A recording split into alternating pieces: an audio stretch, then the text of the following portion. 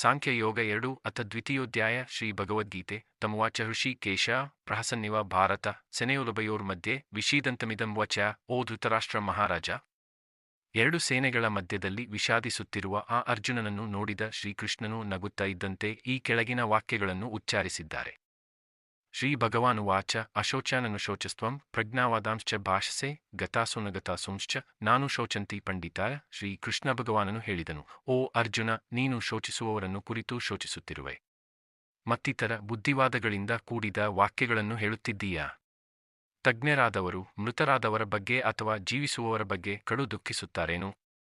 ನ ತ್ವೈವಾಹಂ ಜಾತು ನಾಸಂ ನ ತ್ವನ್ನೆಮೇ ಜನಾಧಿಪಾಲ ನ ಚೈವನ ಭವಿಷ್ಯಾಮ ಸರ್ವೇ ವ್ಯಮತರ ಪರಂ. ಅರ್ಜುನ, ನಾನು ಅಥವಾ ನೀನು ಯುದ್ಧಭೂಮಿಯಲ್ಲಿ ರಾಜರೂ ಇಂದಿಗೂ ಇಲ್ಲದವರು, ಭೂತಕಾಲದಲ್ಲಿ ಇಲ್ಲದವರು. ದೇಹಿನೋಸ್ಮಿನ್ ಯಥಾ ದೇಹೇ ಕೌಮಾರಂ ಯೌವನಂ ಜರ ತಥಾ ದೇಹಾಂತರ ಪ್ರಾಪ್ತಿಯ ರದಿರಸ್ತತ್ರ ನ ಮುಹ್ಯತಿ. ಜೀವವು ಈ ದೇಹದಲ್ಲಿ ಬಾಲ್ಯ, ಯೌವನ್, ವೃದ್ಧಾಪ್ಯದ ಹಂತಗಳನ್ನು ಅನುಭವಿಸುತ್ತದೆ. ಹಾಗೆಯೇ ಮರಣ ನಂತರ ಮತ್ತೊಂದು ದೇಹವನ್ನು ಪಡೆಯುವುದು. ಆದ ಕಾರಣ ಜ್ಞಾನಿಯು ಇದರಿಂದ ಯಾವುದೇ ಮೋಹ ಅಥವಾ ಶೋಕ್ ಉಂಟಾಗುವುದಿಲ್ಲ. ಮಾತ್ರಾಸ್ಪರ್ಶಾಸ್ತು ಕೌಂತೆಯ ಶೀತೋಷ್ಣ ಸುದುಃಖದಾರ ಆಗಮಾಪಾಯಿನೋ ನಿತ್ಯ ಸ್ಥಾಂ ಸ್ಥಿತಿಕ್ಷಸ್ವ ಭಾರತ. ಓ ಅರ್ಜುನ, ಇಂದ್ರಿಯಗಳ ಮೂಲಕ ನಿತ್ಯವಾಗಿ ಅನುಭವವಾಗುವ ವಿಷಯಗಳು ಶಬ್ದ, ಸ್ಪರ್ಶ, ರುಚಿ, ಬದ್ಧತೆ ಇವು ಕಾಲಾನುಕ್ರಮವಾಗಿ ಬರುವುದರಿಂದ ಅವುಗಳು ಬಾಳಿಕಾಳದಲ್ಲಿ ನಿರಂತರವಾಗಿ ಬದಲಾಗುತ್ತವೆ.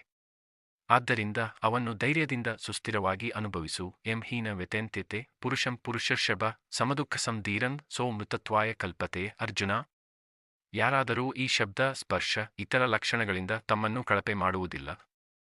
ಅವನು ಧೀರನು. ಯಾರು ಸಖ್ಯದುಃಖಗಳಲ್ಲಿ ಸಮಭಾವನೆ ಹೊಂದಿರುವನು ಅವನು ಶಾಶ್ವತ ಸಾಧನವನ್ನು ಪಡೆದವನು. ನಾಸತೋ ವಿದ್ಯತೆ ಭಾವೋ ನಾಭಾವೋ ವಿದ್ಯತೆ ಸತಃ ಉಭಯೋರಪಿಯ ದುಷ್ಟೋಂತ ಸ್ತವನಯೋಸ್ತತ್ವದರ್ಶಿಬಿಗ. ಅಸತ್ಯವಾದ ದೇಹಕ್ಕೆ ಇದ್ದು ಇಲ್ಲದುದಿಲ್ಲ, ಸತ್ಯವಾದ ಆತ್ಮಕ್ಕೆ ಯಾವತ್ತೂ ಇಲ್ಲದೆ ಇದ್ದುದಿಲ್ಲ. ಇಂತಹ ಪರಮ ಜ್ಞಾನಿಗಳೇ ಈ ಎರಡರ ನಡುವಣ ವಿಭಜನೆಯನ್ನು ಚೆನ್ನಾಗಿ ಅರಿತಿದ್ದಾರೆ. ಅವಿನಾಶಿ ತು ತದ್ವಿದ್ಧಿ ಯೇನ ಸರ್ವಮಿದಂ ತತಂ ವಿನಾಶಮವ್ಯಸ್ಯಾಸ್ಯ ನ ಕಶ್ಚಿತ್ ಕರ್ತುಮರ್ಹತಿ. ಓ ಅರ್ಜುನ, ಈ ಲೋಕವನ್ನು ಪ್ರಕೃತಿಯೆಂಬ ಆ ಪರಮಾತ್ಮ ಒಡನೆ ವ್ಯಾಪಿಸಿರುವುದನ್ನು ತಿಳಿದುಕೊಳ್ಳು. ಅವುಗಳ ಯಾವುದೇ ವಿಚಾರವು ಅವ್ಯಯವೂ ಮತ್ತು ಅನಾಶಿಯಾಗಿ ಇರುವುದರಿಂದ ಅವುಗಳಿಗೆ ಯಾವುದೇ ವಿನಾಶವೂ ಸಂಭವಿಸುವುದಿಲ್ಲ. ಅಂತವಂತ ಇಮೆ ದೇಹ ನಿತ್ಯಸ್ಯೋಕ್ತ ಶ್ರೀರಿಣಂ ಅನಾಶಿನೋ ಪ್ರಮೇಯಸ್ಯ ತಸ್ಮಾದ್ಯುದ್ಧಸ್ವ ಭಾರತ. ಓ ಅರ್ಜುನ, ಈ ದೇಹಗಳು ಅನುಷ್ಠಿತವಾದ ದೇಹಗಳಾಗಿದ್ದರೂ ಅವು ಎಲ್ಲಾ ನಾಶವಾಗುತ್ತವೆ. ಆದರೆ ಆತ್ಮವು ನಾಶವಿಲ್ಲದ ಶಾಶ್ವತವಾದ ಪ್ರಮೇಯವಾದದ್ದು. ಆದ ಕಾರಣ ನೀನು ಶಕ್ತಿಯಿಂದ ಯುದ್ಧವನ್ನು ನಿಭಾಯಿಸು.